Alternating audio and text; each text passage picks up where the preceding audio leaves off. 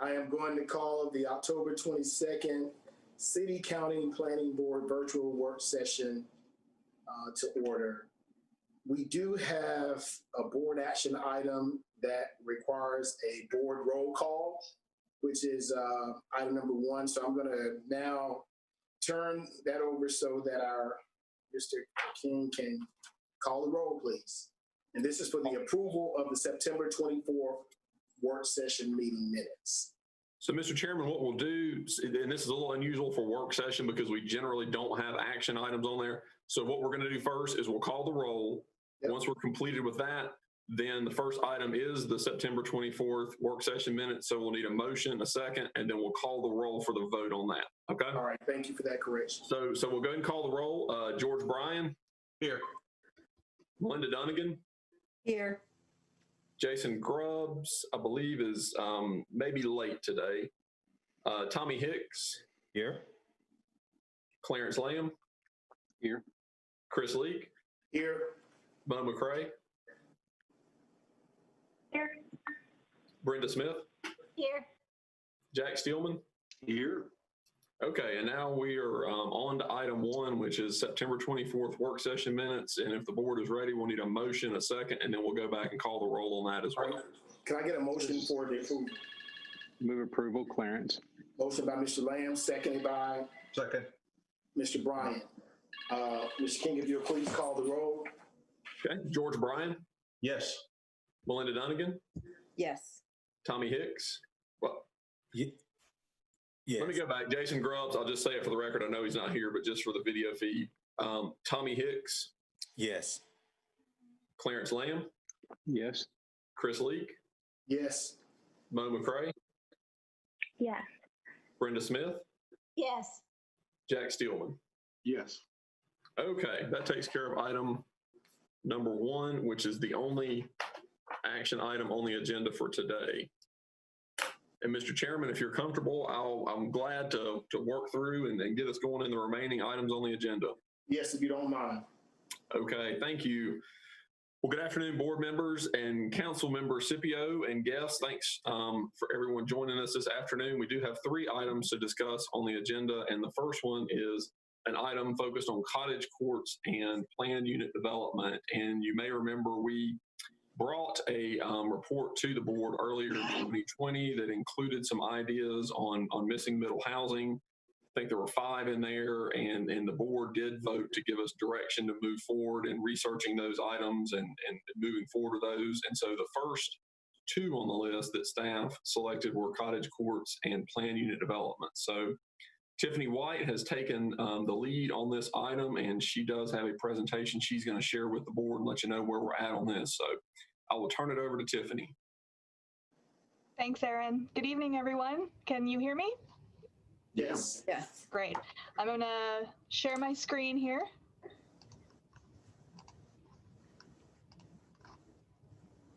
All right. Let's see. All right. Can everybody see that? Yes. Okay. So as Aaron said, this is a quick overview of the UDO-CC 8, which is on cottage court and planned unit development. So some background, as Aaron mentioned, this is part of the 2020-2021 work program, and there are 2 of the recommendations that came out of the Innovative and Land Efficient Residential Development Regulations report from February of this year, although it seems longer ago than that. In that report, I looked at ways to provide residential development opportunities that expanded housing choice and made efficient use of the county's limited land resources. As I mentioned in there, you know, the developable land within Forsyth County is a finite resource. And so the report looked at a multitude of ways that we could expand housing choice and be efficient in the development of the land we had left. And out of that report came 5 recommendations. As Aaron mentioned, the board moved to move forward on all of those recommendations. And these are the two that we start with. In addition, Legacy 2030 makes numerous references to increasing diversity in housing types as part of its goals. So this is furthering the goals of Legacy as well. So we're kind of packaged two of these recommendations together in the cottage courts and the planned unit developments. And I'm going to start by talking about the cottage courts. So for those who may not be familiar with this development type, cottage courts are comprised of housing oriented around a central open space or courtyard with a separate parking area. These were popular in the early 20th century. They called them bungalow courts. They were typically on the West Coast with these small cottage houses facing this interior courtyard. Historically, cottage court homes have had smaller footprints, and now they're considered one of the missing middle housing types. And there's been discussion about missing middle housing, both in housing choice conversations and in affordable housing conversations as well.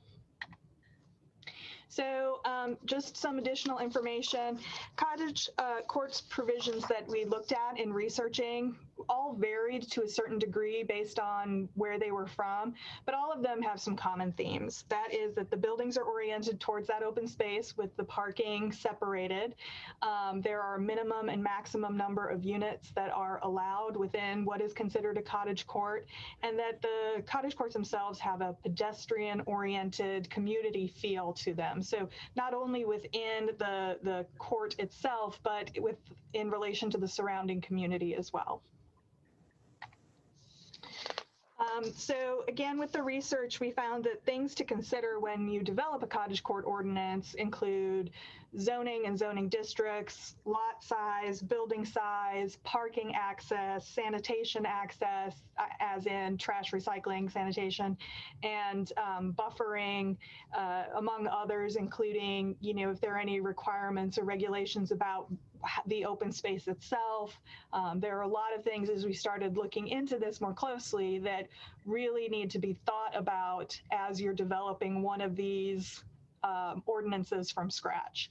Even when you look at all of the other ordinances around the country, they can be very specific to the area that you're in. And so as we started digging into this, a lot of questions got raised about how in this community we might want to handle some of these issues. One of the things that we did as we were working through this is to draft some local examples. So we asked Marco on our staff and Dakota on our staff to take two existing parcels and design cottage courts. And from looking at this, it really helped inform our internal discussions about what these types of units might look like locally, how we might want to think about the regulations surrounding them in order to get the kind of development that we wanted. So you can see there are two examples down at the bottom. Marco's is on the left and Dakota's is on the right, really looking at how many units they could fit into these existing parcels and whether or not that is something we wanted. So actually going through this exercise really helped inform the discussion that staff was going through about what we wanted our ordinance to look like. So based on these examples, and again, that research into other communities' ordinances, staff believes that any new ordinance that we bring before you should include regulations on the following: minimum and maximum units, parking, and where and how the parking should be structured for these, which zoning districts this should be allowed in. The initial report said that these should be allowed in GMAs 1 and 2. We're looking at expanding that to GMA 3, but restricting the zoning districts in which it can be built. So only zoning districts, RM 7, 9, or RS 7, 9, and 12, the RM districts. We're really fine tuning which districts in the GMAs it would be allowed. As for density, we're looking at only increasing the density when people want to use that bonus density for affordable housing provision I brought to you all last month. So that for single family units allows for a 25% increase in density if 25% of the units are available to 80% AMI or below. So that's just a reminder of what that specific provision was for this. So that's how they could increase density. We looked at buffer yards, specifically buffer yards around the parking area, which again for Cottage Courts would be at the rear or to the side of the development. And then again, looking at what regulations for the common open space might be like. So staff is really still fine-tuning a lot of these regulations. We'd answer one question, it would bring up another question, and we've had to talk to some other departments about what they would like to see as far as how we kind of fine-tune this regulation. So we're finishing that up, and we will be bringing this to a public hearing probably in December. So that's kind of the first half. The second half of this is the planned unit development. So again, in the Innovative and Land Efficient Residential Development Regulations report, we recommended considering adding a PUD ordinance into our UDO. A PUD allows for greater flexibility and design, and again, trying to get to that innovative land use that we want to see. Typically, they have a mix of residential and non-residential units. That's how they differ from a PRD, which is obviously all residential. And I mentioned this in the report, Winston-Salem actually had a PUD ordinance between 73 and 94, and then its role was kind of fulfilled by two separate ordinances, the PRD for the residential and the development of the mixed use special use district, so the MUS district. In 2006, the MUS district was modified to kind of increase regulation about what could happen within that district and to build in tiers of development for the various GMAs. Many of the regulations in that MUS district are similar to what you would have in a PUD. They're very similar. I actually put together a spreadsheet that showed standards for a PUD and the standards that were in the MUS, and they really lined up pretty clearly. In its current form, the MUS district is not quite as flexible or user-friendly as a more traditional PUD. So rather than adding another ordinance to the UDO, staff is working on modifying the MUS district to act more as a traditional PUD district, in part taking out those tiers, which were put in really to kind of help the MUS district act as an overlay district for TOD and TND, which again is now typically handled by overlay districts, which was another recommendation out of that report, which was to look at overlay districts specifically. So if we want to look again at TOD or TND in the future, that will be the avenue rather than MUS. We really want MUS to function much more broadly as our planned unit development. So next steps, as I mentioned before, staff's going to continue working on the final tweaks of the regulations for the Cottage Court ordinance, and Cottage Courts and MUS modifications will likely be presented at the December 10th public hearing, but you know, we can have additional discussions about that. I'm going to stop sharing my screen at this point and make myself available for any questions you all might have. Tiffany, I had a couple questions. Sure. One is for the maintenance of the common area, would a homeowners association be necessary? And if so, how does that impact affordability? So typically with Cottage Courts, there is a homeowners association that's put together to maintain these places. And as far as its impact on affordability, I haven't read anything in my research that talks about impacts to affordability from a homeowners association specific to Cottage Courts. And I think that it would be dependent on the structure of that, as opposed to the development of it, of the Cottage Court itself. It would be, the affordability would come into the structure of the HOA as opposed to the development of the Cottage Court. Melinda, I'll add a little bit to what Tiffany shared. keep in mind right now, really to do residential development, you're either doing a PRD or a conventional subdivision. Those are the two tools we have in our UDO. And if you do a PRD, you have to have an HOA to manage the common open space. Generally speaking, even when you do a conventional subdivision of any size, you're going to have a stormwater pond there. And that almost is a sort of ancillary effect of having stormwater, is you have to have an HOA to maintain that stormwater device. So it's rare is the occasion that you can do a residential subdivision now and not have an HOA. The hopeful thing or the good thing about the cottage courts with respect to affordability is based on just the sheer small size of these things. Again, you think of sort of your HOAs and their expenses, you know, if you're maintaining common, landscaping and mowing and things of that nature, that's really sort of dependent on the size of that. And given the small nature of cottage courts, you would hope that those HOA costs would be smaller just because of the smaller nature of the development. But yeah, you're going to have an HOA to maintain those shared elements.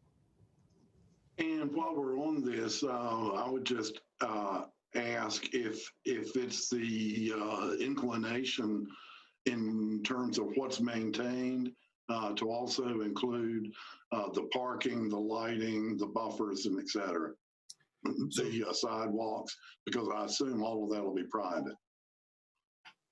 It will be in most cases, because really what you're talking about is generally a kind of a parking lot as opposed to a public street with cottage courts. And that's generally all of that. Basically anything that's not in public right of way, everything outside of that is going to have to be, and not in private ownership, is going to have to be folded into some kind of HOA. Good, thank you. A couple of questions, Tiffany. What's the closest that we have in Winston-Salem right now to this cottage court in terms of models? As far as development, what's closest? I really can't think of any very close example. There's one new housing area going up on what's the Industry Hill that has several small homes in a line there. But even that isn't really what is a true cottage court. And this has been the challenge both locally and in North Carolina. Raleigh is the only city that has a true cottage court provision statewide. And so there aren't a lot of even statewide examples of what the cottage court is. But locally— Village or Cedar Trail, they wouldn't be close? I think they're not that modeled starting out. Right. Yeah. I think that they were developed under a different idea. And, even if you think of like minor subdivisions and that kind of stuff where you might have more, houses close together in a small area, it's all so separated and they're not oriented around a court. I really can't think of a true example of something locally that is of this model. George, I think there's a couple things with that. One, to Tiffany's point, I don't think we have anything that really kind of hits this because our rules really haven't allowed it. I know when the folks that are developing the property that adjoins Sika on the west side that's currently being graded, very early on in that process, the designers came in with a cottage court design for that, and we just couldn't make it work under the existing zoning and subdivision rules that we have here. So while that didn't get built, I know that those folks kind of explored that option because of the uniqueness of that property. But I don't think we have a good example here that really lines up with what we're talking about. My other question in relationship to this is, what is the potential of this model to do what has happened in some other areas of tearing down one large house on a property and coming in and putting a cottage court there? Is the zoning the thing that's going to keep that from happening, or an overlay as some communities have used? I think, Tiffany and I literally just had this conversation about an hour ago. And I think, one, if you're an NCO or you have restrictive covenants, those would be barriers to that happening. So if you're in one of those neighborhoods that has one of those two, that's going to prevent that from happening. I think on the other side of it, it's really a cost. It's really doing the math on those, George. I don't know off the top of my head, if you were to go into a neighborhood like an Ardmore or West Salem and buy 2 houses and tear them down and try to come back with 5 or 6, cottage court units for sale or for rent, by the time you paid for those houses, paid to demolish them, came back with your site work, built the structures, put your stormwater in, put your parking area in, I just don't know enough on the math side of that to know if that's going to be advantageous for folks or not. But that's certainly something that we kind of want to keep a close eye on with this. Well, I think it's something that it's worth you all to research so that you would know where that point happens. It may be a good thing, it may not be a good thing, but we ought to know with our heads up what kind of unintended consequences they are of coming up with models like this. I mean, it's a great model. I mean, it's fun, it's community oriented and everything like that. And that's why I was wondering, like the Cedar Trail, which seems to be smaller houses and they sort of share a common backyard and things like that, or some of the stuff that's going up in Friedberg Village where there's common areas and the houses are oriented different, would match up to that in any way. But I know they were built as different models when they were built. Yeah. Thank you. I had one other question. I'm sorry. No, please. Related to the parking, is that the common parking area? I was wondering if that was a requirement or just something that would be often used in cottage court design. And the reason I'm asking is because it seems to me if you're putting small houses really close together, there may be a detriment to allowing parking for each unit. It just may be like, imagine each owner has a couple of cars, that could actually get really congested. So that's one of the areas where there is some variation. All of my research has shown that the cottage courts always have some sort of parking on site. Some of them have a row of detached garages. Some of them just have parking spaces. Some of them have parking spaces, 1 per unit. Some of them have less than that if there's on-street parking. It's one of those things where there is a lot of difference depending on which one you look at, where you're looking at in that part of the country. I think that market-wise, it would be somewhat impossible to build these with no parking. And I think that the size of the site might dictate how much parking. But I think that one of the things that we're looking at pursuant to this is how do you include that parking? How do you buffer that parking? Because it is all in one area as opposed to 1 per house. How do you buffer that from the other residential area? But I think that any ordinance that I've seen or that we would see here locally would include a provision for having the parking on the site. yeah, I just mean next to the unit, like a garage. All of them that I've seen have it and in one location, typically at the side or rear of the property. There are no parking spaces or attached or detached garages at the units. Cottage courts in their typical design have all of the parking removed to one area. Yeah, I just kind of think that might be important if they're very close together.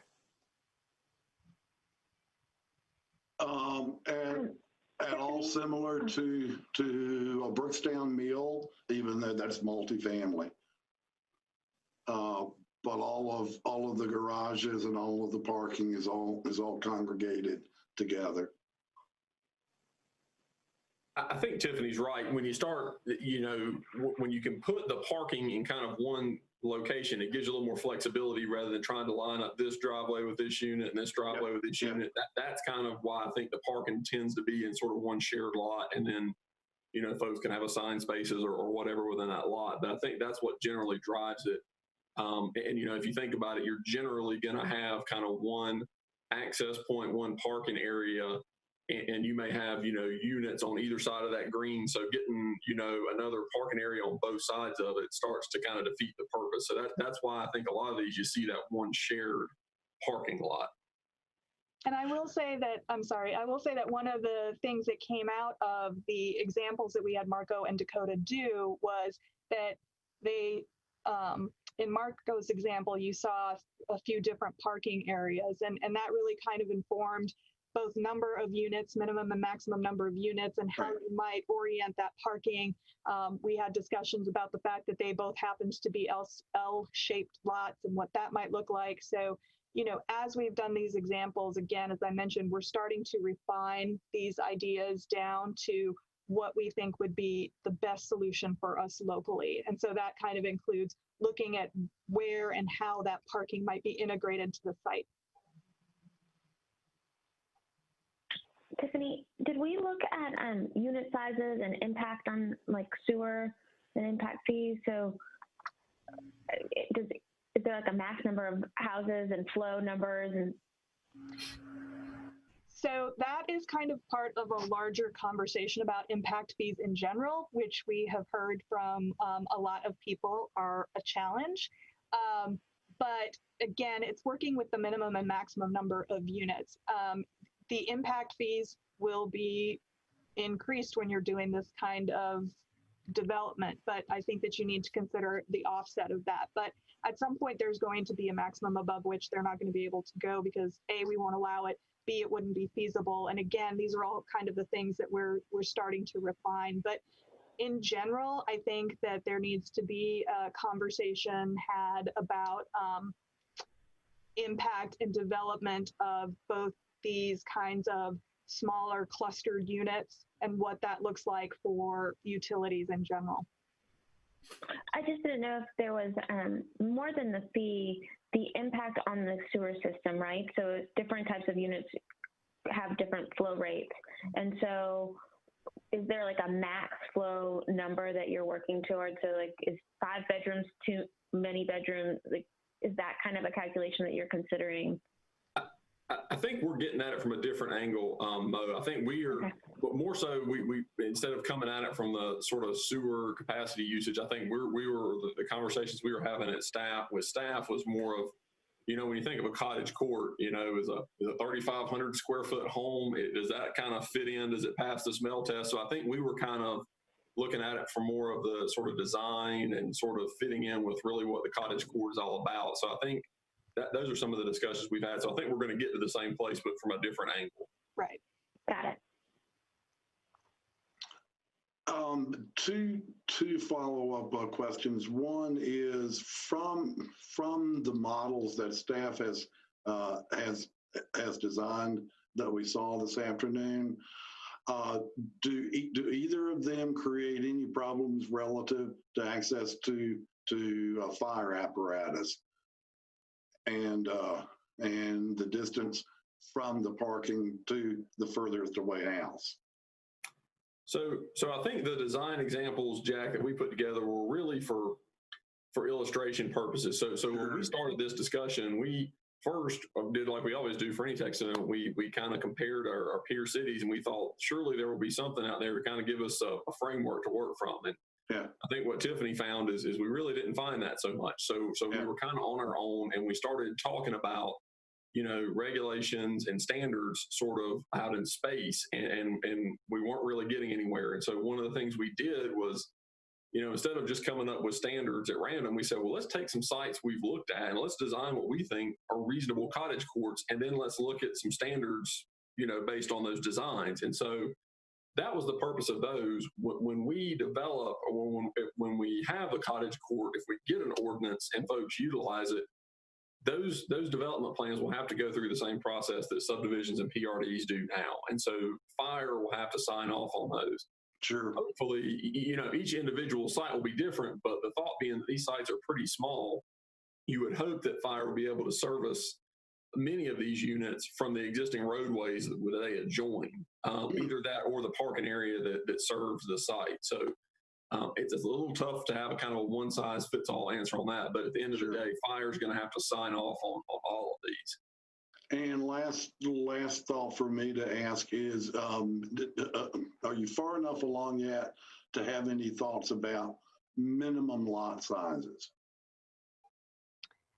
So yeah, that is another one of the questions that we are working on, and looking at what the zoning, the underlying zoning allows, and could you even do a cottage court? So basically kind of how we're getting at that is that minimum and maximum number of units. So right now we're working draft, I will say draft, that the minimum number of units is 4, because without 4, you can't have a cottage. So with the underlying zoning, you would have to have a parcel large enough to allow for 4 units. And so that would impact what your minimum lot size could be.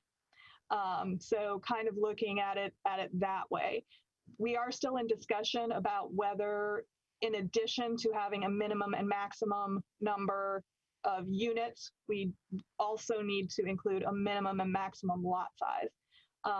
But that is one of the things, it's in the details, you know, as we work through all of these. But right now, you know, we think that the minimum number of units might inform what that minimum lot size could be. So Tiffany, there have been a lot of technical questions being asked. What is the approximate time frame before any of this even comes into fruition? Are we looking at trying to get this done in the next 6 months to a year? Just kind of trying to get a timetable in my head.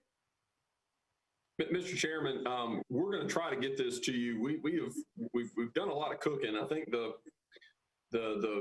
MUS side of it is pretty well baked. We're kind of finalizing a lot of the standards, the technical things that you referenced on the cottage courts, and our hope is to bring this to you for a public hearing in December. So not in the too distant future. We wanted to brief this today at your work session because, as you know, we don't have work sessions in November or December, so we wanted to get this out in front of the board in a work session. That's why it landed on today's agenda. So after December, I think my question was as far as actually seeing a planned unit development. That's what I'm speaking of. So it would be up to, so if we go through the process and we bring this text amendment to the board in December, and then if the board recommends approval of it and it goes on to the city council and the county commissioners in January, February of 21, and it gets adopted, that would then put the standards in the UDO for which somebody could take advantage of or use in designing it, and then they would ultimately have to bring that plan back through the board for approval of whatever that site-specific development was. Does that answer your question? I think so. Thank you. Brenda, I'm sorry, I saw you were speaking. I just had a question, or if Tiffany, if you're thinking about looking at doing this within the existing density of the current zoning, or would this require rezoning, or would it be treated as a site plan? How does it fit? Yeah, so right now we are looking at it only using the existing density of the underlying zoning, except if they wanted to use the bonus density for affordable housing provision that I mentioned earlier. So that is where we are currently. Okay, so that's probably going to control a lot of the other factors in if you're limited to that. Yes. Okay. And Brenda, if I could just chime in momentarily to answer your other question, as far as the process, this would be very similar in the PRD in that it would make use of the underlying zoning density of the property, and it would use the same planning board site plan review, PBR, planning board review process. All right, thank you. What is the what is the smallest single family detached lot that our current zoning provides for today? Keep in mind, you know, for PRDs, there's no minimum lot size. So that can be just basically the footprint of the house. You know, when you get outside of a PRD, you're probably looking at 5,000 square feet, you know, like a RM5 district is your minimum lot size, would be the smallest for an individual unit. Thank you. Tiffany, since we're moving along so fast with this and we're not going to have some other meetings, let me ask another question. In my cursory look at what's happening in Raleigh, they've had this on the books for a while, even with the tremendous expansion there and the push for land, which far exceeds what we've got in Forsyth County. They've only had, it looks like, one plan that has taken this up, and they're already looking at revising it. Where are we at looking at what they think that they didn't do right, that we think we can do better here, and where is this pent-up demand that is going to do this that we're not seeing in Raleigh and other places like that? So yeah, I did talk with the planning director and the planner in Raleigh about their cottage court provision. And their first run at this, I will say, I think got watered down quite a bit initially and I don't think was ever used. And so in talking with their planner who works with this, their revisions actually went through in July. And I think we're going to their council in August. I'm not sure if it's made it through their council, but their revisions did go through their planning apparatus in July. Their ordinance is very different, and to the point where I didn't feel like I could use it as an example for ours. Theirs is very prescriptive about certain things and extremely vague about others. And so I think that it is not a good example to use locally. It may eventually be good for Raleigh, but I don't think it's good here. As far as the pent-up demand, I think that really what we want to do is create another tool in the toolbox. We want to be able to open up opportunity for developers who might have these innovative ideas that might be able to use smaller lots or infill areas that they could put this on. We know that there's a lot of people who are looking to downsize, looking to enter the market, who might be interested in these smaller community-oriented homes. And so I think it's really just giving options more than reaching some nebulous demand threshold. I think we really just want to have as many tools available to really create the housing choice that we'd like to see in our community. Thank you. Yeah, Clarence. Yeah, Tiffany, I've got some connectivity issues going on, unfortunately, and I've missed a few minutes of this presentation. But so it's already been discussed, and just tell me, but what is the draw to the developer? While I appreciate the aesthetic, what is the draw to the developer to develop in this way? Is it fewer number of linear feet of paving they got to do? Is it just more flexibility with their layout because of a tough, tight site? What is you don't get any bonus density unless you have 25% of your housing meet the requirements, and you can't build at a greater density than the underlying zoning. So what is the draw to the developer? Well, I think that Aaron might have other things to say about this as well, but I think that in my research, the draw for a developer locally would be being able to have this additional new type in the market. Aaron mentioned the area over by Sika where they kind of wanted to do a cottage court. Okay, just a different product type. Okay. Yeah, and we've seen a couple other developers come in wanting to do some more innovative, interesting things that maybe a cottage court would have fulfilled that we couldn't give them. There was a parcel off Broad Street. There's some areas up on Industry Hill, and we are really seeing where there might be a desire for doing this kind of community-oriented housing type that we just didn't have anything available to them. Yeah, Clarence, it's, when you go into the existing tools, so conventional subdivision, you're at minimum lot size, pretty hard and fast setbacks. That limits you.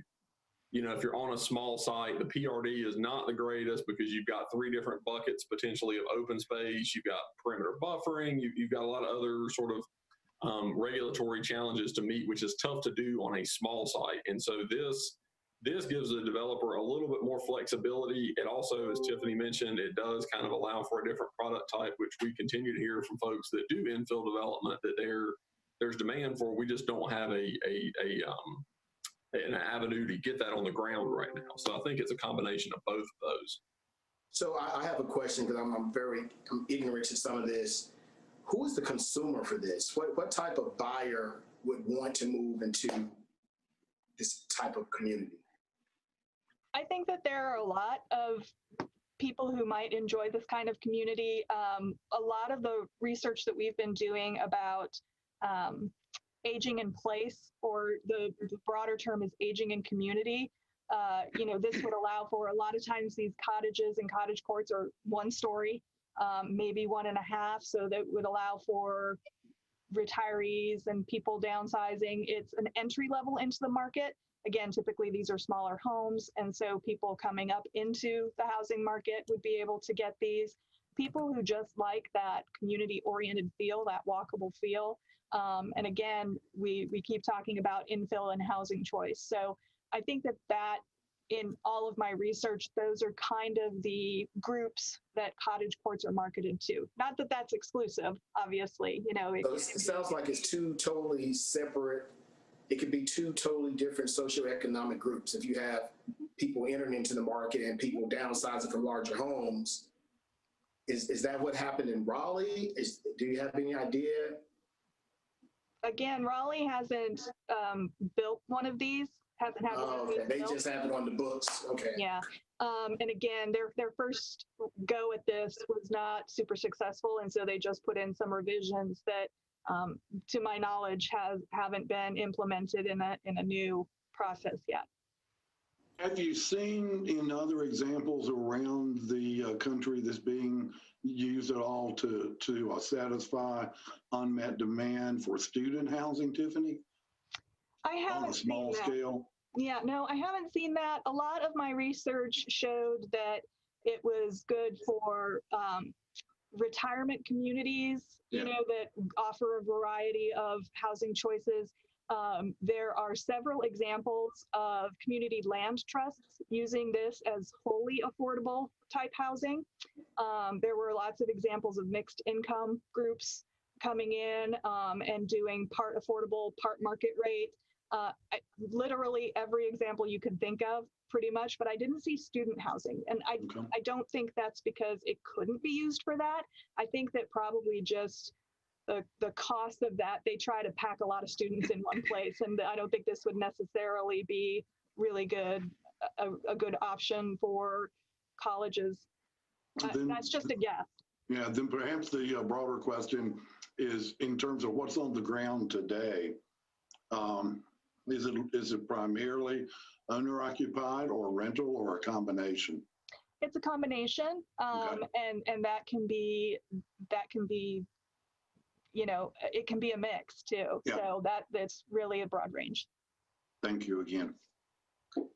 Jack, if I could just chime in and also give a little more information on this. One thing that we've seen for those on the board who went to the Missing Middle housing presentation that Opticos Design did for Councilmember Jeff McIntosh last year, they showed some examples of this type of product, and it was actually existed within the context of a larger development.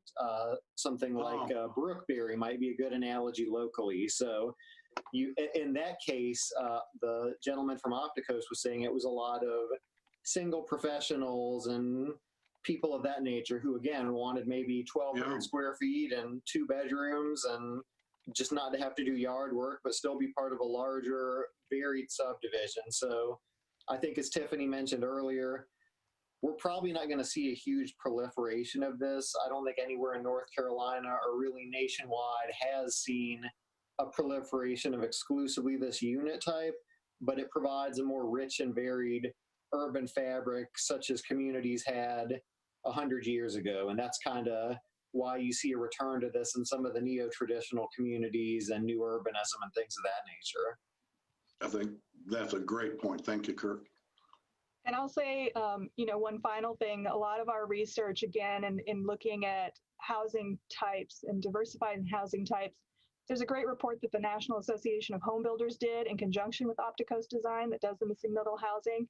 And it's called Diversifying Housing Options with Smaller Lots and Smaller Homes. They have multiple sections in that report about how Cottage Courts can fulfill one aspect of these, you know, this housing choice and these housing options. And so, you know, that was put out by the National Association of Home Builders. And so it kind of underpins that this is one of those options that gives housing choice as you're looking to build that into your own community. Mm-hmm.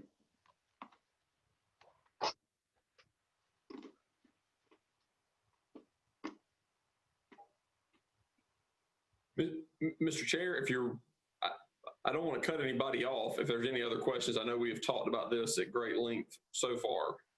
Silence is sometimes an indicator that all questions have been addressed. So I think since there's no board action on this, unless someone has anything else, we can move to item 3.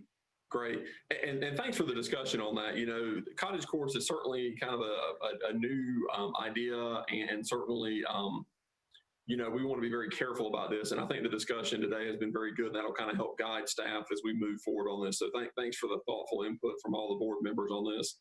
I do have one other question. I'm sorry. Would this design work in a low-income community? Yes. Yes. Oh. As Yes. I mentioned before, there were several examples in my research of like community land trusts, Habitat for Humanity in a certain area, building these solely as affordable housing. And there were other examples I saw where it was a mix of affordable and market rate as they were looking to build in affordability into these communities. It would absolutely work as part of it. But a 12 or 1,300 square foot freestanding house is going to cost every bit of $150,000. Now, maybe you're going to build 700 square foot houses, but I mean, that's if you call $150,000 dollar house affordable, and maybe it is, but I mean, that's what you're talking about, freestanding house. Yeah. That's a valid point. Yeah. Yep. Okay, Mr. Chair, if you're ready, we'll move on to item 3 on your agenda, which is our Doral Drive, Ronaldo Road, Beltway interchange plan. And much like the report that Tiffany referenced earlier, this is another item that we started back before COVID-19. We had our kickoff meeting, which was very well attended, and then we were getting ready for our second in-person meeting, and then the pandemic kind of set in, and we had to cancel that. And so we did pick up our efforts on this plan with some virtual meetings and webinars that we tried to reach out to and have some interaction with the folks involved in this plan. We did that. We got some input from those meetings, and Marco has kind of used the feedback we've received to kind of put together the plan that's before you today. So I know Marco has a presentation ready for the board, and I will turn it over to him. All right, thanks, Aaron. Can you all hear me? Yes, thank you. Okay, I'm going to brief you, and I need some help from Amy here, so she's going to run the show. Okay, let me brief you on what we have done so far. Next. Okay. As you may recall, we have started doing some Northern Beltway plans. We started with the Winston Road 158. It's completed. Now we're doing Doral Drive and Ronaldo Road, and then next year we'll do New Walkertown Road. Next. So interchange plans, they involve the community in developing a long-term vision for the interchange area. These are design-oriented plans, and so they provide guidance, design guidance for the development of the interchange. And we also may come up with some recommendations for improvements on the infrastructure. Next. So as you know, it is a design-oriented plan. So as the one we did on US 158, we'll be providing some site plans, renderings, showing the type of development that could take place. And so that's what we have done. And we'll show you what we have included so far. Next. So Aaron talked a little bit about the plan process. Yes, we started last year, and we had the kickoff meeting. Based upon the input we got, we provided and developed a design vision, had the Zoom meetings, and now we're looking at moving into the adoption process. Next. This shows the 2 interchanges. Those are the plan boundaries. We have them separated, so we'll look at each one individually. Next. Now, the first one will be Doral Drive, and next. Just to emphasize a little bit what we got on the kickoff meeting, particularly related to new residential development. Basically, what we heard is that any plan that we do here reflect existing patterns in the area that have some similar lot sizes, curved roads, and interconnected streets. So that's what we have tried to do with the design vision that we developed. Also, that it has some bike and pedestrian facilities, particularly the Mountains to Sea Trail. Next. So this is the area that we are looking at for the Doral Drive. We really concentrated on Section A, which is the one right next to Bethania Tobaccoville Road. But we have heard throughout the process and before that there are issues related to interconnectivity with the Long Creek Village Phase 2. There is an approved plan to do townhouses. And so without a connection to the north, all the traffic from Section A will have been using, will use Bethania Tobaccoville Road, and all the traffic on Section B will be using local roads going to the east. And so certainly there's some concerns about that, and we'll talk a little more in detail about that. Next. This is what's been proposed. I mean, this is what's been approved. It's 256 townhouses. It's Phase 2. Those will be exiting towards the right onto local streets. So at the top in the dash line, it's a potential connection that we were asked to look into more in detail. Next. And we did that. And what we found is that it is challenging. There is a wide floodplain, and then the gray area, there are some really steep slopes in excess of 20%. So it is possible, but it's going to cost some money.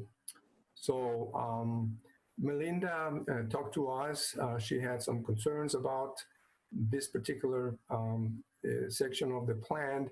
And so what we have done is include additional language in the plan.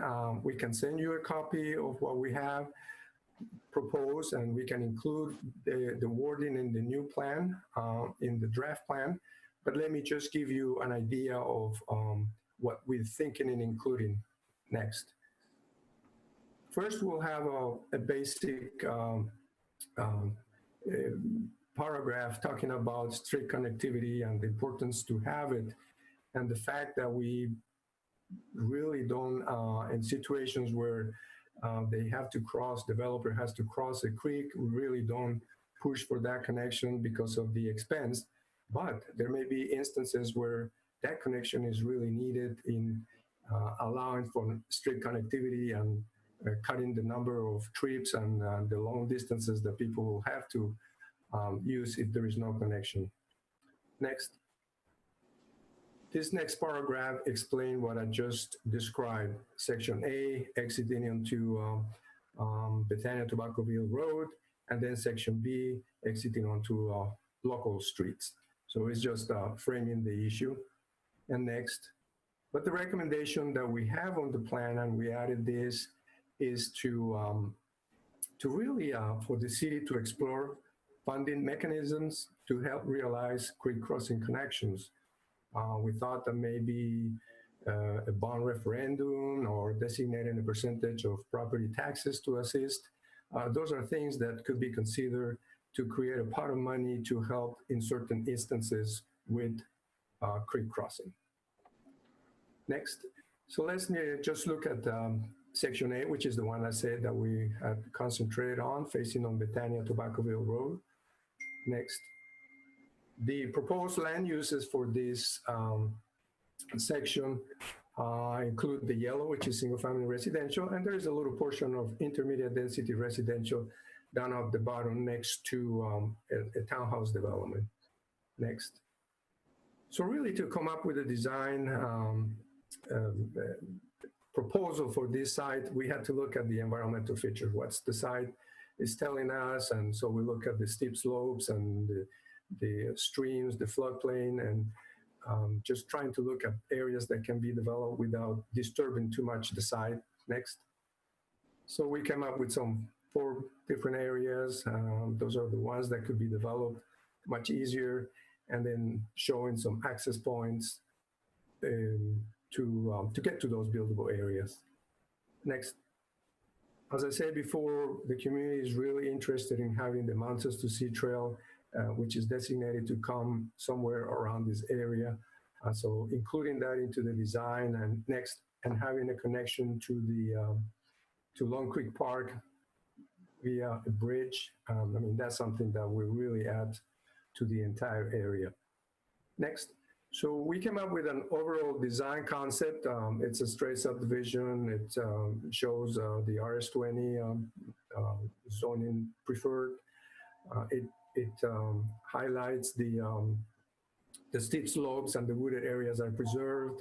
It has an open space area in the middle with the trail and this Mountains to Sea Trail and some pedestrian connections. And then we had to divide it in two because of the topography. It would be difficult to connect those two sections. And then down at the end, a townhouse development similar to the existing one on the Tobacco-ville Road. Next. So this is how it may look. It's just an illustration of a potential development.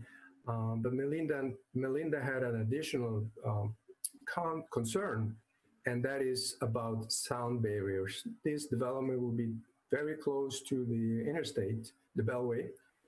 And one of the good things is that the Beltway here will be depressed. So Bethania Tobacco-ville Road will be going over the Beltway, meaning that by having the Beltway depressed, there's going to be some mitigation on the sound. Next. And this is additional text that we're including. So there will be some natural sound mitigation for that single family development. Not so much for the park probably, or the Long Creek Village Phase 2. Next. So we add in also text about what the North Carolina Department of Transportation in terms of the traffic noise policy, what do they do? We're a little early in the process. I mean, they will be conducting some noise studies, and they will be notifying people about what they find and what they propose.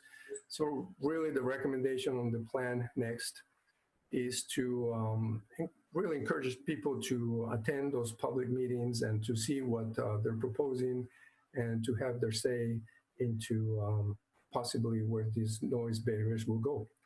But also, if the single family development comes along, really recommending a substantial buffer installed there to also help with the noise coming from the interchange. So again, we can send you this text and then we'll decide what to do next. Let me go to the Ronaldo Road Beltway interchange. That's the one at the bottom. Next. Here we look at three different areas. Area A for multifamily, B for single family, and C for industrial. I combine it A and B, and let me show what we have done on these three sites. Next. On the kickoff meeting, people were really interested in the multifamily area and giving us their ideas. But what they would like to see here is a mixture of apartments, townhouses, maybe cluster homes, having some internal parking lots, green space, not going beyond 2 stories, which is a little low, but having it screened from public view from Ronaldo Road. Next. So this is the site. It's at the intersection of Ronaldo Road and Transu Road. We did the same process. Next, we look at, first, it is proposed for intermediate density residential, 8.1 to 18 dwelling units per acre. So next, we look at did the same process, looking at what's out there, the steep slopes, the creeks, and you have a creek running through the site with some steep slopes associated with that, and there's also a transmission line. So there are some limitations as to what kind of development or the type of the development that can take place here. But we did the same next, come up with some buildable areas, how can the site be accessed, and how do you interconnect all these different buildable areas so you don't have to go to Transu Road all the time if you want to go to another portion of the site. And then we also did, as people were concerned about the height, the building height, we're concentrating townhouses at the lower end, 1-story, 2-story townhouses. We're keeping the buildings in orange, 2-story, but we're introducing 3-story because we think it allowed. I mean, it can take place towards the inside of the development, away from public view. So the next slide shows an illustration of how it may look like with an area of open space, parking courts, buildings around them, a system of trails connecting, passive recreation areas, and all of that. So it gives an idea of what could happen at this location. With that, next, we calculated the density, and the proposal like this will be on the lower end of what will be allowed at 9.8 dwelling units per acre. The proposed zoning allows from 8.1 to 18. Next. So this shows the aerial photograph with the potential development. We included to the north the subdivision, which is an extension of our already existing subdivision. There is a stud street that was set up for future development here. So we just included a drawing showing the possibility. Next. And then for site C, this is the existing 66 motors. The property is for sale. It's an auto wreck yard. Next, the community have really some hopes for redevelopment of this site, either for some medical or for education, even some professional park, something that will add to the community. So we look at that next. But this industrial site, the star is where the showing the location of that industrial area. That is in the future growth area. And so, as you know, we're asking to halt development, more intensive development in this part of the county until the suburban neighborhoods are filled up. The sewer line really doesn't ends at the existing subdivision location. The multifamily can be served, but really extending the sewer line there, there are no plans to do that. So what next? What we are finding is that really to redevelop this site, the utilities will have to be extended, and the growth management plan recommends delaying development of this area until utilities become available. So we think that at this moment it is a little premature to look at redevelopment of the site without a more comprehensive plan that looks at extending utilities into that location. Next, and then finally for the next steps, if everything is agreeable, we could have a public hearing in November. And then because there are portions that fall within the city limits and the county, we'll have public hearings before both of those boards. With that, I'll be happy to answer any questions that you may have.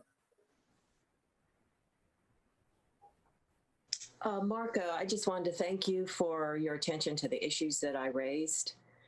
And I think that the kind of plan that you put together really does illustrate the value of doing these interchange plans.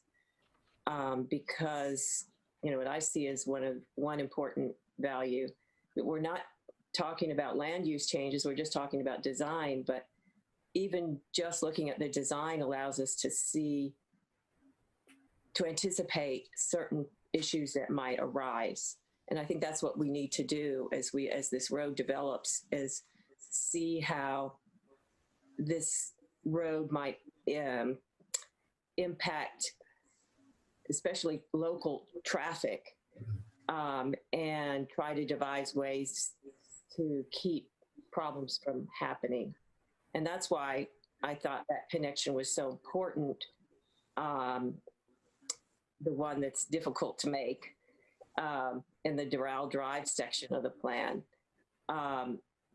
It's important because the folks who live right there, if they didn't have that connection, would have a real roundabout route to get back to the Beltway, and it would add more traffic to that neighborhood. Also,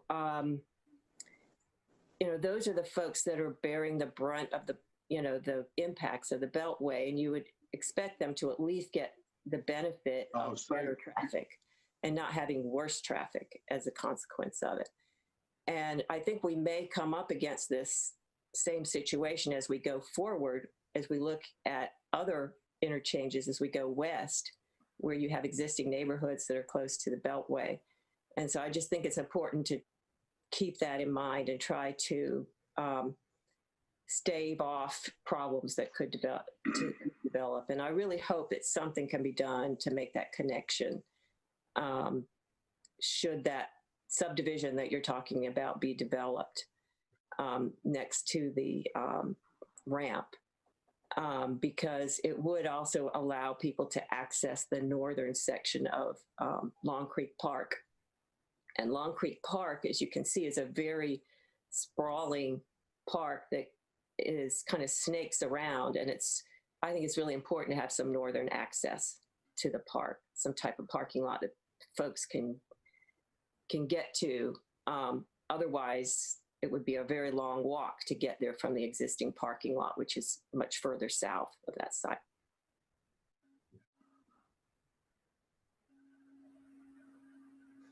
Any other comments?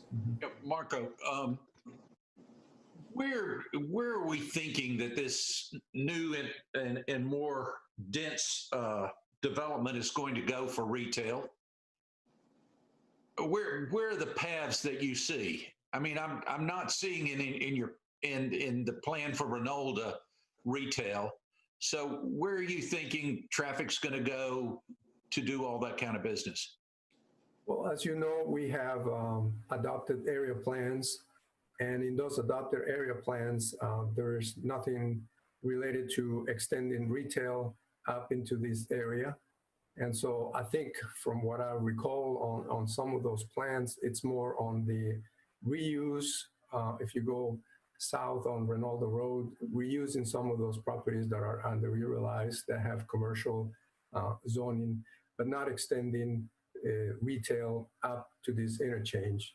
And that's something that, has been decided or proposed in the adopted area plans.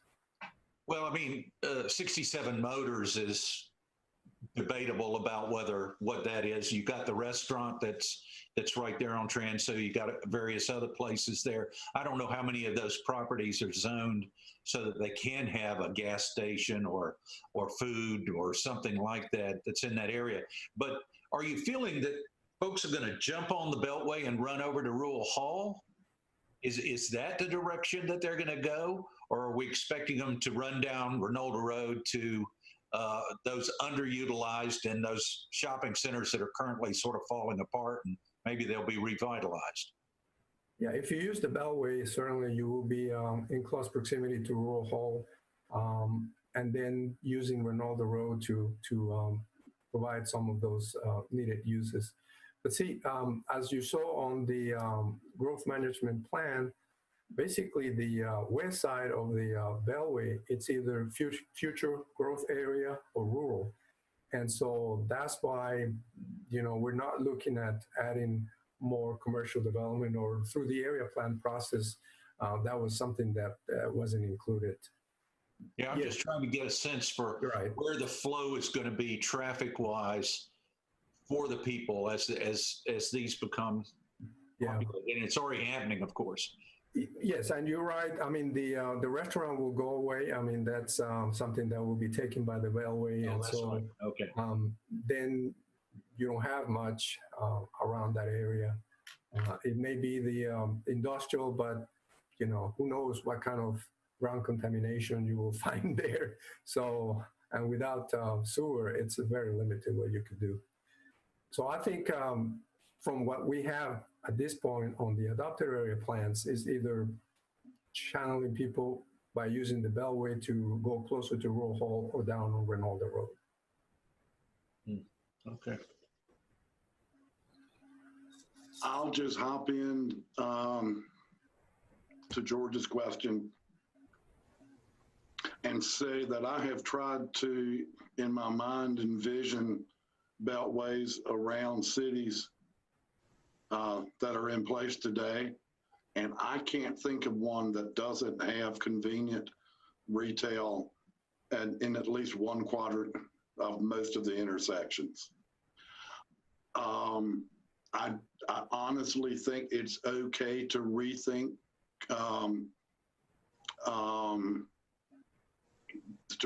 that as a possibility, and I would encourage it. So I'll add a little bit to that, Jack. When we started down this path, and this took place before you came on the planning board. When we started down this path of the planning board, what the board instructed staff to do was not to go back and revisit hard-fought land use decisions that were in adopted plans. And so we have not done that. We have not proposed land use changes with these plans. Rather, as Melinda alluded to earlier, it's really focusing on design and other issues that come about with the construction of the Beltway. So, sure, you know, per direction from the board, probably 3 years ago, that is what we have been adhering to. We did on our 158 Regional Road plan, and we did with this plan, and we'll do with our new Walkertown interchange plan. So you know, those have been kind of our marching orders. If the board feels differently, then staff needs to know. But that's kind of how we have proceeded in the methodology we've used to this point. Okay, thank you for that history. I certainly feel like other opportunities can and should be made available, but I'm just one person and I understand that. Are there any other thoughts or questions regarding item 3?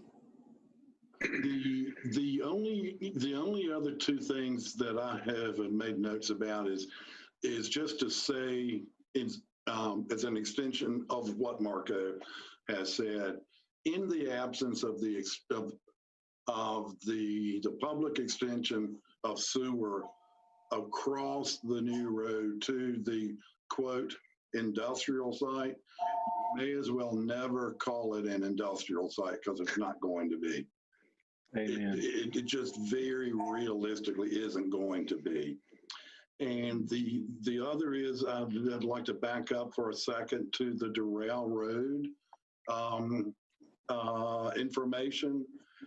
And my question here is, each of these intersections have 4 quadrants. We have only prepared work relative to one of the 4. I assume the other 3 are in an adjacent county, and that's the reason for their not being included. Sorry. Yeah, is that why this study has only looked at one of the 4 quadrants? On Doral Drive, we just look at the east side. I mean, we certainly consider the entire area, but if you look at the west side of Bethania Tobaccoville Road, that has some historic properties. There's a historic farm, and so we really didn't want to mess up with that. It's there. It's a use that brings people to the area. And so that's why we didn't look at the west side. Now, the north side, it's in Tobaccoville, the village of Tobaccoville. That's an area that has been designated for really low density development. So we didn't think that there was a need to include that portion of the county in here, since we are not proposing a retail, commercial, any type of non-residential uses. So it will be basically the same that we did to the east side. It's going to be single family until it's, of course, that is changed, but we're not changing that at this point. And so those are the reasons why we just concentrated on the one that seems to be more logical for near development. If it's at all the intent, I would just offer that to a new reader, that kind of explanation may provide helpful additional information.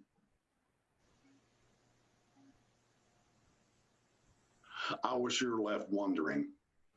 Yes, we can do that, certainly. Yep. I'll stop, I promise. That's all right. That's no problem at all. That's why it's work session, sir. Any other thoughts or comments? I just wanted to say that I thought that the designs that you had done, both at the Reynolda Road multifamily development and the development and the Doral Drive were very well done. And so just wanted to tell you I appreciate your work on that. Thank you. Thank you. Appreciate that.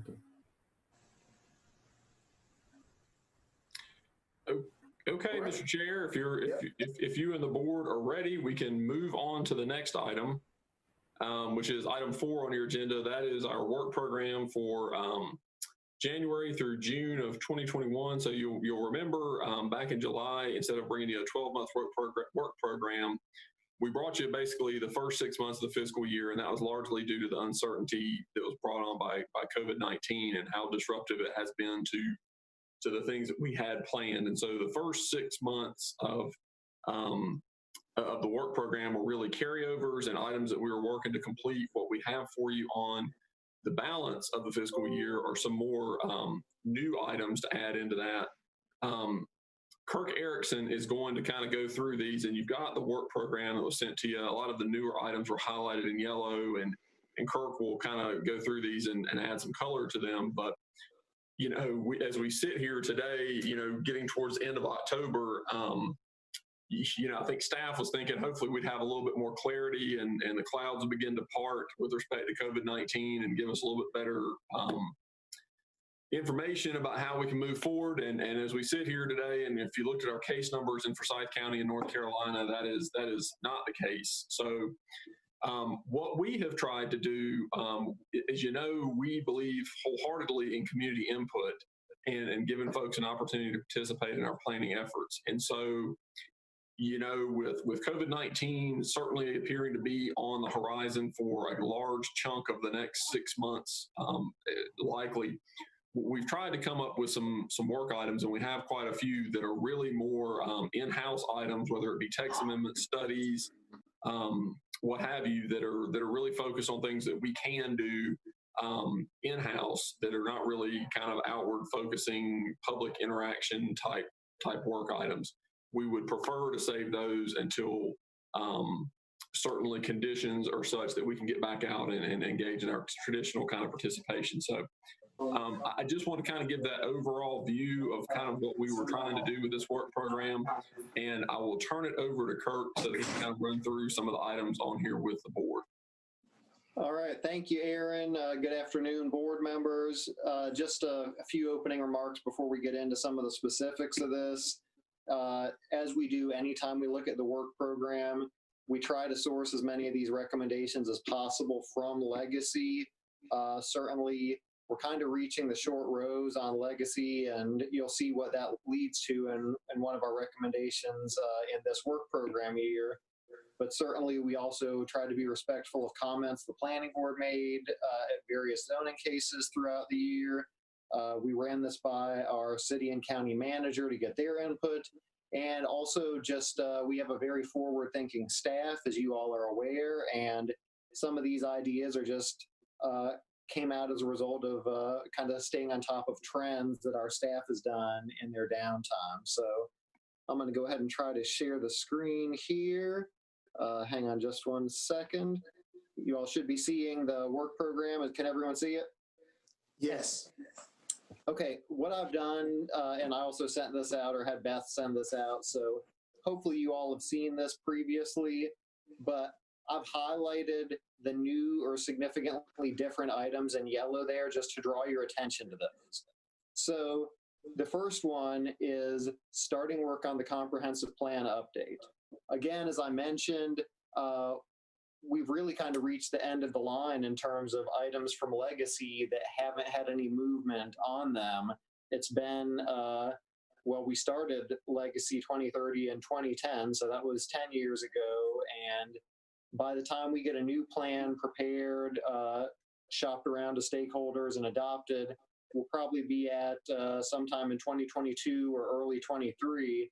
So that means it's time for staff to go ahead and start doing some process development, some research, so that once, as Aaron said, we're in a place where we can have public meetings again, then we can start doing some stakeholder input and kind of formulating those recommendations for our next comp plan.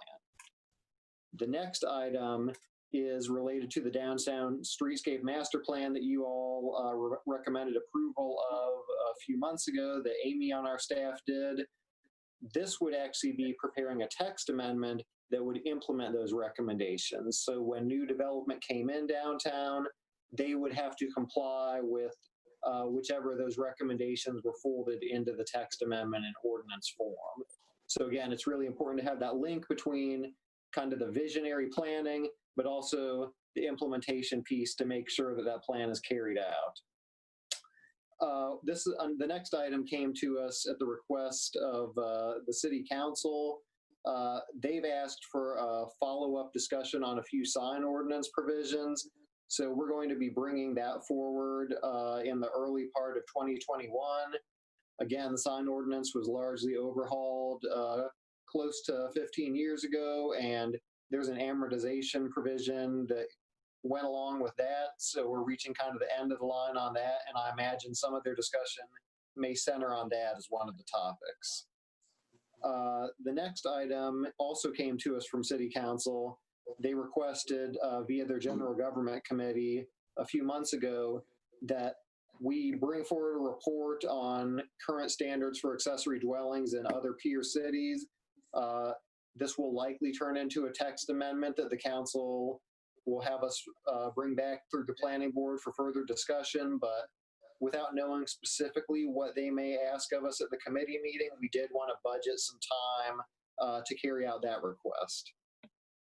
All right, moving over to the next page here. As Jack kind of alluded to, or Aaron mentioned to Jack, we discussed the interchange plans in general with the board about 3 years ago. And at that time, they gave us a preliminary schedule for plans to work on. And that was the 158 plan, followed by the Doral Renolda plan, and then finally doing a plan for the new Walkertown Road interchange. Well, we've already kind of almost finished up the first two. We've done some field work and things of that nature on the new Walkertown Road process. So it's time to come up with what are the next ones in the cycle going to be about.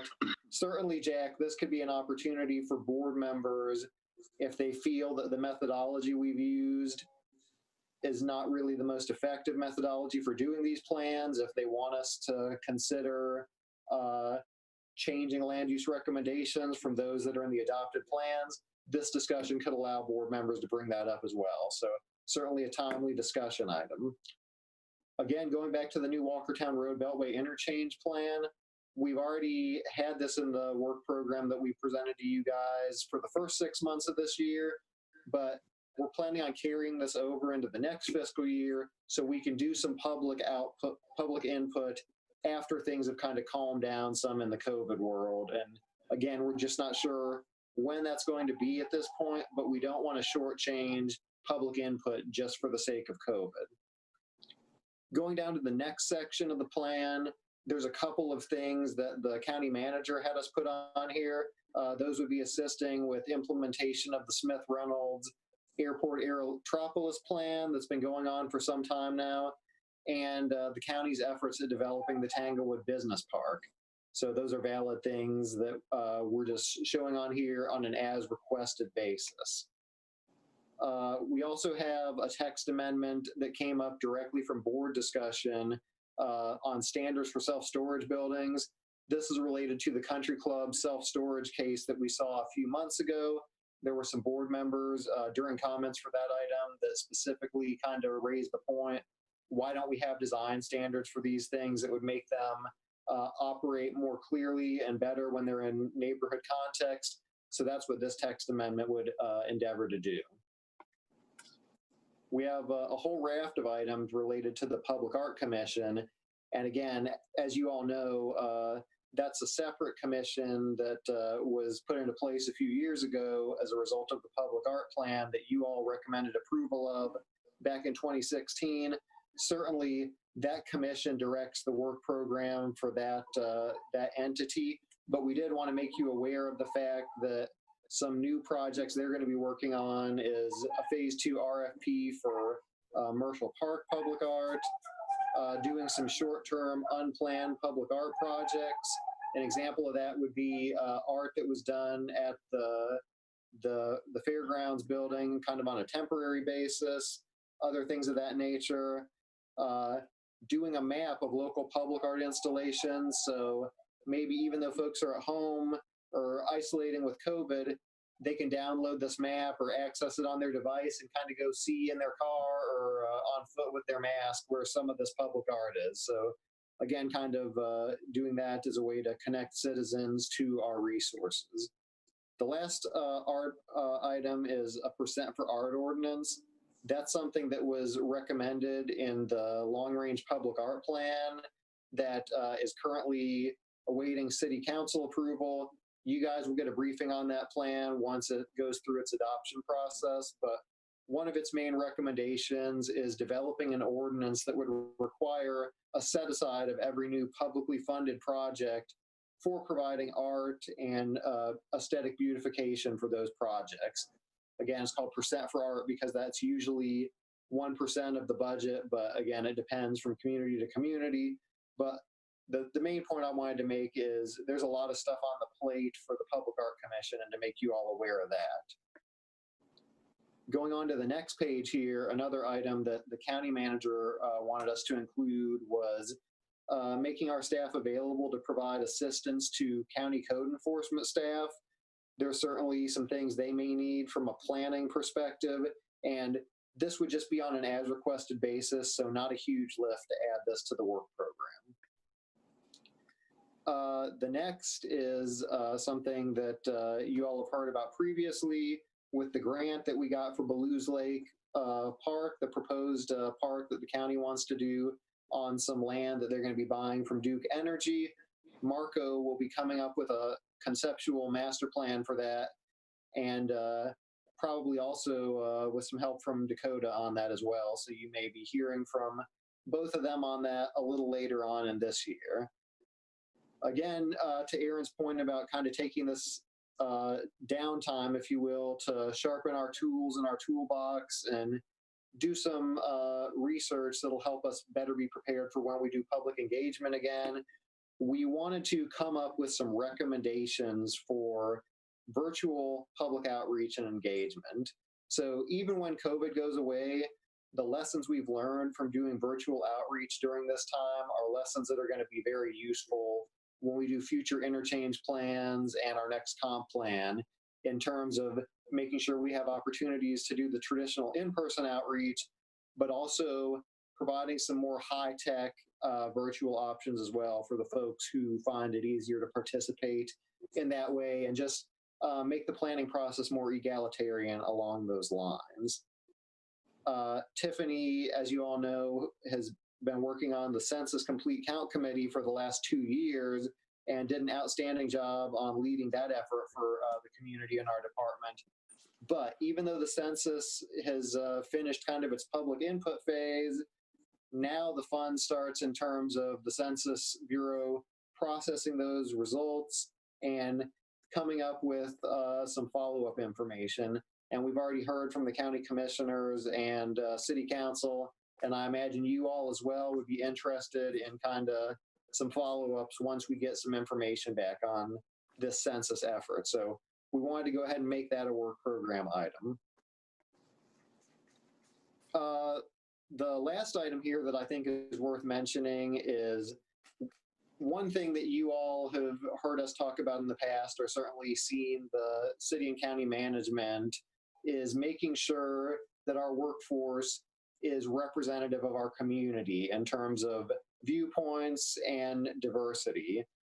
And certainly one challenge we've had in kind of filling some positions with that in mind is a lot of the folks in planning school tend to skew whiter, for lack of a better word, than our general population. And it's been difficult for us to find well-qualified applicants of color because, quite frankly, those folks can move to any community they want to, and there's a lot of higher paying communities than Winston-Salem out there. So we want to be more proactive in this arena, and we put on an item here, starting conversations with selected colleges. Again, our staff has gone to all the big colleges in the state with planning programs such as Carolina, ECU, Appalachian State, et cetera. We want to start having some conversations with faculty there to see what we can do to kind of help promote planning as career choices for folks of color. So again, we can have more qualified candidates coming through the process and bring more of those candidates to our workforce. So as Aaron mentioned, there's actually quite a lot of things on this work program that, while they may not be as traditionally publicly engaged as what we usually do, they're going to have a big difference in terms of moving forward planning in the community and put us in a great position for when we get back to normal post-COVID. In terms of where we go with this from the process standpoint, I'd be glad to answer any of your questions. We weren't planning on the board adopting this today. We were going to bring this back at the November public hearing and let you guys adopt the work program there. So if you look over this and have any further questions between now and then, feel free to reach out to me. But otherwise, I'm going to go ahead and turn off the screen share here and let you guys discuss this at your leisure. Thank you, Kurt. I really appreciate that. Are there any immediate thoughts for Kurt or questions that you saw as he was going through that? It's a lot for 6 months for sure, but yes, Melinda? Kurt, could you expand just a little bit on the tweaks that you're envisioning for the sign ordinance? So again, just to provide some clarification to board members, this actually came to us via the city manager, and he mentioned that there's a few council members that reached out to him and said they would like to have a committee item where they could bring this up. The two specific items that he mentioned that some folks may have interest in are provisions related to electronic signage and the 15-year amortization clause in the ordinance that we're kind of about a year and some change out from. Certainly, there may be folks in the community that are feeling an economic burden on their businesses caused by a decline in traffic to that business as a result of COVID. So some of those folks may have concerns about this amortization suddenly coming to bear. And I'm not sure related to the electronic signage whether folks think it's too stringent or not stringent enough. So again, we just wanted to be respectful of the city manager's ask on this, but I imagine whatever the full weight of this item is will come to bear once we tee this up at a committee meeting early in calendar year 2021. Okay, I would just suggest that, I mean, this would be something that would be important to have some public input on.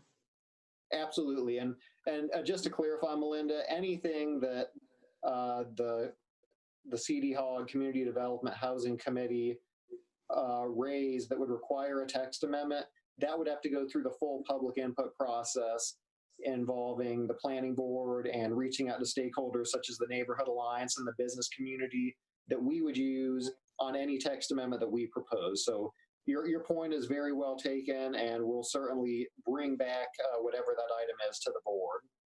Thank you. Thanks.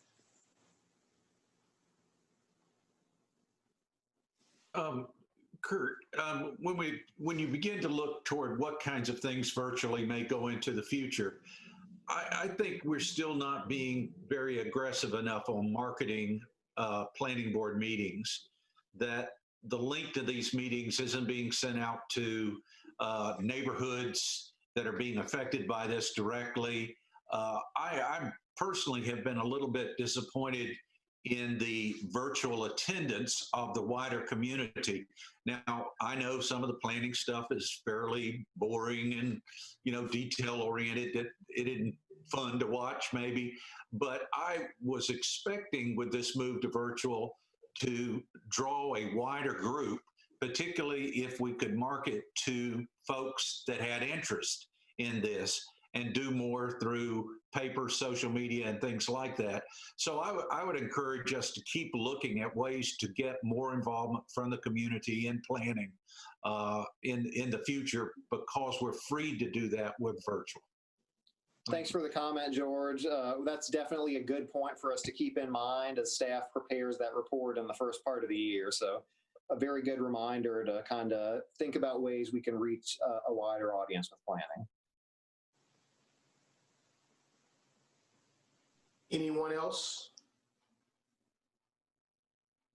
All right, well, thank you, Kirk. And thank you. Again, if there are any thoughts or questions, let's email Kirk and follow back up there. All right, Aaron, I think that's it right now. Thank you so much. And now we have debriefing on the public hearing meeting on October the 8th.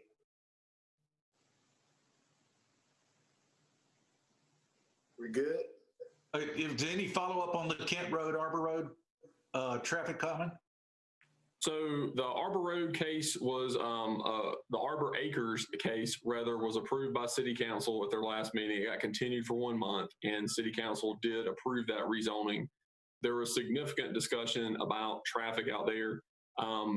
That is really in the hands of DOT and the neighborhood right now, as far as what kind of traffic calming measures take place. And there was also discussion about a potential traffic study for the larger area. I believe an issue with that is going to be finding funding and getting that into the pipeline to take place. So no conclusions at this point. The study is certainly in the balance. Even before, as I understand it, even before the Arbor Acres rezoning case, the neighborhood had asked for traffic calming, and that was being studied by DOT. I think that is closer to being on the horizon to coming to fruition, much more so than the larger traffic study. Thanks. All right. Staff report, Aaron? I don't have a lot to share other than just remember this is our last work session of the year. In November and December, we only have public hearing meetings. So I can see the frustration on your face, Mr. Chairman. Yes, gosh. So I think we packed enough into this one to cover us for a couple more work sessions. So, but that was the only thing I had to share with the board. All right. Is there anything else for the good of the order? I would like, Mr. Chairman, to make a plug real quick. Sorry, I kind of came out of nowhere. The Winston-Salem pedestrian plan is still going on. That process is still going on, and I'm going to make a quick plug here and at the November public hearing meeting. They will be having a public input session on November 17th at 6 o'clock. It's a virtual meeting. You can participate by going to winston-salemwalks.com. Thank you, Mr. Corley. Anything else for the good of the order? Oh, you're on mute. My goodness. I'm back.